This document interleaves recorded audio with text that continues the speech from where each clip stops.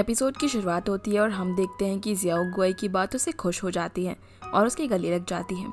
इसके बाद वो उसे कहती है कि वो नॉनवेज को अच्छे से काट दे और वो वेजिटेरियन खाना बना लेगी। और गुआई की पूछने पर कि वो ऐसा करने के लिए क्यों कह रही है, जियाओ जवाब देती है कि वो हमेशा ही सर्जरी में फ्लैश को काटता रहता है। ये सुनकर गुआई फ्रॉन करते हुए पूछता है कि क्या वो उसे बुचर नजर आता है, और जियाओ खिलखिलाकर हंसते हुए कहती है कि हाँ वो ऐसा ही लगता है। फिर थोड़ी देर में वो दोनों खाना बनाकर तैयार कर लेते हैं और गुआई जियाओ के लिए केक लाता है और उसे विश मांगने के लिए कहता है। जब वो विश मांग लेती है तो गुआई उससे पूछता है कि उसने क्या मांगा, जिसके जवाब में वो कहती है कि उसने मांगा कि उसकी फैमिली हमेशा हेल्दी और सेफ रहे। और गुआई उसे सवाल करता है कि इसके अलावा, तो वो उसे चिढ़ाते हुए कहती है कि कुछ नहीं, जो सुनकर वो थोड़ा अपसेट हो जाता है। जियाओ उसे ऐसे देखते हुए स्माइल करती है और उसका हाथ पकड़ के कहती है कि उसने ये भी मांगा है कि वो और गुआई हमेशा साथ रहे। ये सुनने के बाद दोनों ही इमोशनल हो जाते हैं और उन्हें भी इस बात का एहसास था कि बहुत ही मुश्किलों के बाद दोनों फाइनली अब साथ में ही हैं और उन्हें उम्मीद थी कि वो ऐसे ही साथ रहेंगे। फिर टाइम स्किप होता है और दोनों साथ पे बैठकर बातें कर रहे होते हैं, जहाँ पर गुआई जियाओ को रात भर उसके यहीं पर रुकने के लिए कहता है, जिसके जवाब में जियाओ कहती है कि अगर ऐसा हुआ तो मिस्टर लिन पहले उसे और उसके बाद गुआई को जान से मार देंगे। वो उसके घर पर उसे तभी रहने दे सकते हैं जब दोनों की शादी हो जाए। ये सुनकर गुआई उसे सीरियसली देखने लगता है और जियाओ से एश्योर करती है कि वो उसे तुरंत शादी करने के लिए नहीं कह रही है। वो जानती है कि उसके अपने भी कुछ कमिटमेंट्स हैं, लेकिन इसका उल्टा गुआई वहाँ पर एक कोक की कैप निकालता है और अपने घुटनों पर बैठ जाता है। फिर वो उसे प्रपोज करता है। जियाओ जैसे ये सुनती है उसकी आंखों से आंसू आ जाते हैं। वो गुआई से बोलती है कि अगर वो प्रेशराइज होकर ऐसा कर रहा है तो इसकी कोई भी जरूरत नहीं है, जिसके जवाब में गुआई कहता है कि वो श्योर है। जब उसने पहली बार उसे देखा था तब वो अपने डैड को ब्लैंकेट उड़ा रही थी। वो उस वक्त काफी नींद में थी, लेकिन तब भी वो काफी डिटरमाइंड थी कि उसे अपने परिवार का ध्यान रखना है। जब उसके डैड बीमार हुए थे तो वो अपनी फैमिली का ध्यान एक डैड की तरह रख रही थी। वो उसे ठीक से बात भी नहीं करती थी, लेकिन उसे उस वक्त इतना तो पता चल ही गया था कि वो दिल की बहुत ही अच्छी है, क्योंकि इतनी यंग एज में वो अपने परिवार का अच्छे से ध्यान रख रही थी। उसे वो पसंद आने लगी थी, लेकिन फिर उसे पता चला कि वो उसे बहुत छोटी है और क्लमजी भी है, लेकिन उसे उससे प्यार तो हो ही गया था। और वो तो हॉस्पिटल में बीमारियों की वजह से रोज परिवारों को टूटते हुए देखता था। लेकिन उसने जब मिस्टर लिन को केयर फ्री देखा तो वो उनसे थोड़ा जेलस हुआ, क्योंकि मिस्टर लिन को पता था कि उनकी वाइफ उन्हें बीच रास्ते में छोड़कर नहीं जाएगी और उनकी बेटी तो उनका ही मिरर है। वो ये भी कहता है कि वो जियाओ को अपनी जिंदगी में इतनी डेस्परेटली चाहता है कि वो इमेजिन भी नहीं कर सकती। इतनी सारी बातें सुनकर जियाओ बहुत इमोशनल हो चुकी थी और उसकी आंखों से लगातार आंसू बह रहे थे। वो गुआई से कहती है कि वो उसे कोक कैन की कैप से प्रपोज कर रहा है, जिस पर गुआई जवाब देता है कि ये तो इमरजेंसी है ना, वो उसे रिंग के साथ फिर से प्रपोज कर देगा, अभी तो बताया कि उसका जवाब क्या है। ये सुनकर जियाओ हंसते हुए हाँ कह देती है। इसके बाद गुआई उसे रिंग पहनाता है और दोनों गले लग जाते हैं, जिसके बाद हम देखते हैं कि दोनों को ही नींद नहीं आ रही थी, इसीलिए गुआई जियाओ को कॉल करता है। फिर दोनों कुछ देर बात करते हैं और एक दूसरे को हस्बैंड वाइफ एड्रेस करने के बाद सो जाते हैं।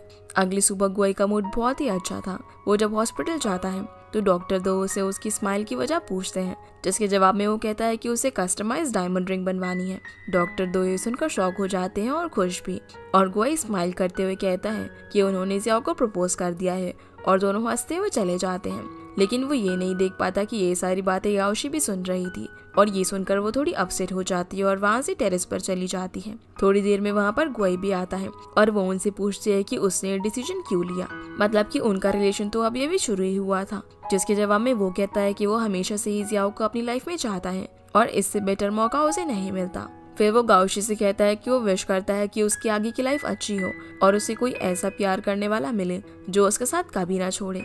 ये सुनकर वो स्माइल करने लगती है और गुआई जाने लगता है, पर वो उसे रोककर उसकी आने वाली जिंदगी के लिए उसे गुड विशेस देती है और गुआई भी उसे अच्छी लाइफ विश करके चला जाता है। सीन अब अगली सुबह पर शिफ्ट होता है, जहाँ पर जियाओ यिनजी और सेंसन को बता देती है कि गुआई ने उसे प्रपोज कर दिया है। पहले तो वो दोनों गुस्सा करती हैं कि गुआई ने उसे कोक के कैप से प्रपोज कर दिया, लेकिन फिर वो उसे अपने पेरेंट्स से बात करने के लिए कहते हैं। दूसरी तरफ हम गाओशी को देखते हैं, जो किसी की रिपोर्ट को देखकर बहुत परेशान हो रही थी। इसके बाद सीन गुआई पर शिफ्ट होता है, जो घर जाता है तो उसे वहाँ पर जियाओ मिलती है, जिसने गुआई के लिए डिनर बनाया हुआ था। गुआई कुछ परेशान था तो वो उसके गले लगकर कहता है कि वो उसे जल्द से जल्द शादी करना चाहता है। पहले तो जियाओ को ये मजाक लगता है, लेकिन फिर उसकी सीरियसनेस देखकर वो समझ जाती है कि वो सीरियस है और दोनों डिसाइड करते हैं कि वो दोनों ही अपने पेरेंट्स से बात करेंगे। थोड़ी देर बाद हम जियाओ को अपने घर पे देखते हैं। जब उसके पेरेंट्स आते हैं तो वो कुछ परेशान थे और वो बिना कुछ बात किए ही चले जाते हैं। वहीं हम गुआई को देखते हैं, वो भी परेशान था और वो जियाओ को कॉल करके पूछता है कि क्या उसने बात की या फिर नहीं, जिसके जवाब में वो कहती है कि उसके डैड का मूड ठीक नहीं था, इसलिए वो कल सुबह बात करेगी। और गुई भी उसे अश्योर करता है कि वो ठीक है।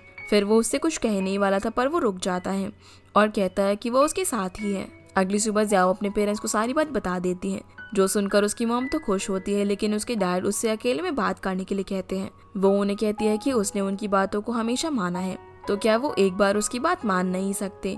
ये उसकी लाइफ है और ये डिसीजन उसने बहुत ही सोच समझ कर लिया है। जो बात सुनकर उसके डैड भी मान जाते हैं और कहते हैं कि वो गुई के पेरेंट्स के साथ मीटिंग फिक्स करे। जो सुनकर वो स्माइल करने लगती है और उसके डैड भी। उसके डैड बहुत इमोशनल थे, शायद वो इमोशंस उनकी बेटी की आने वाली लाइफ के थे, लेकिन उनमें कुछ खोने का डर भी था जिसका शायद कोई भी एक्सप्लेनेशन नहीं कर सकता। वहीं दूसरी तरफ गुई भी अपने पेरेंट्स से बात कर रहा था और वो लोग भी मीटिंग के लिए कहते हैं।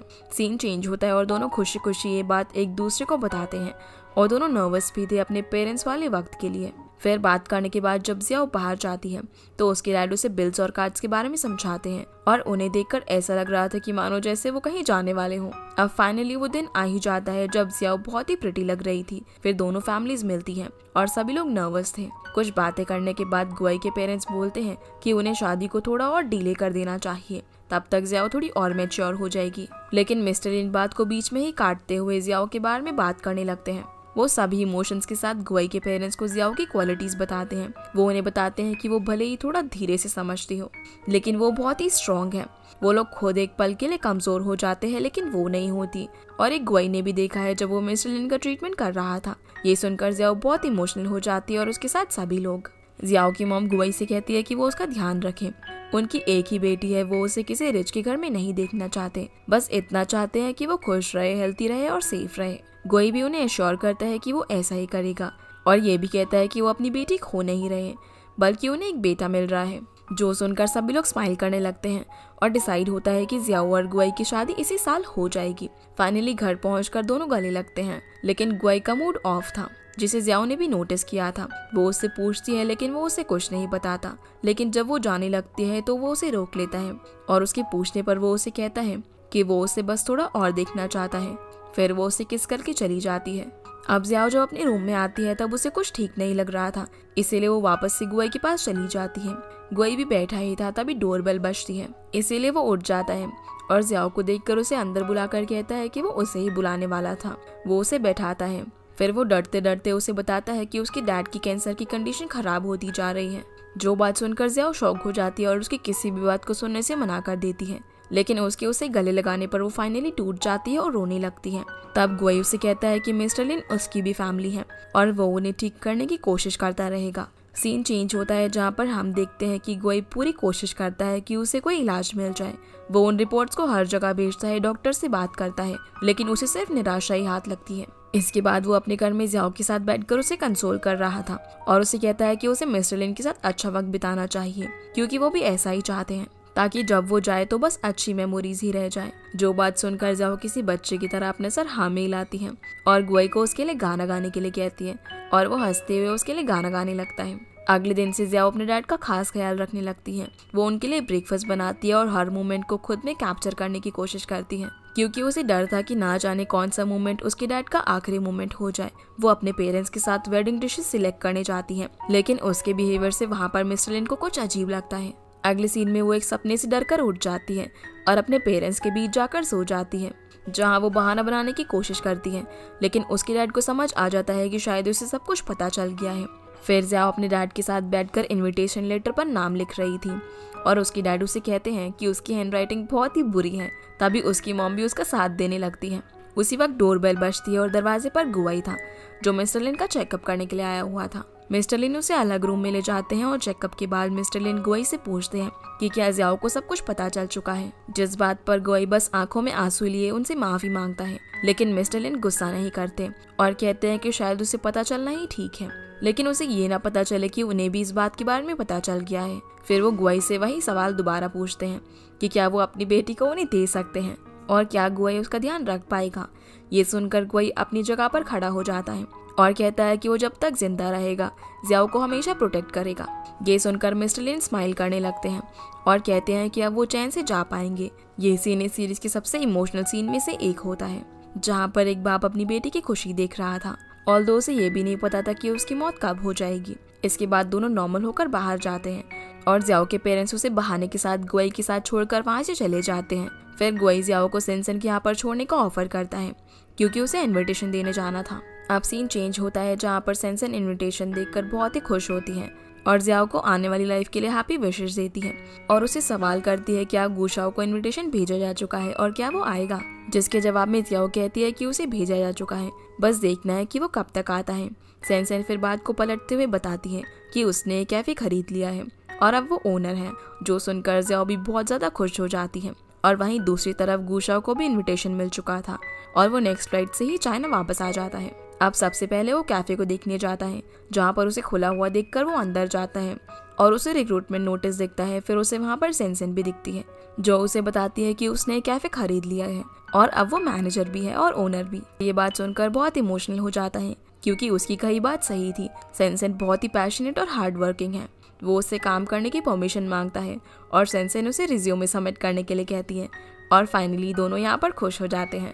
सीन जियाओ पर शिफ्ट होता है जहाँ उसके फादर कहते हैं कि वो भी उसका वेडिंग ड्रेस लेने जाएंगे, जो सुनकर वो बहुत ही खुश हो जाती है और तैयार होने चली जाती हैं। वहीं उसके डैड तुरंत वॉशरूम में जाकर वॉमिट करने लगते हैं और मिसेस लिन उन्हें संभालने लगती है, जहाँ मिस्टर लिन उन्हें थोड़ा धीरे बात करने के लिए कहते हैं क्योंकि अगर जियाओ को पता चल गया तो वो अपसेट हो जाएगी।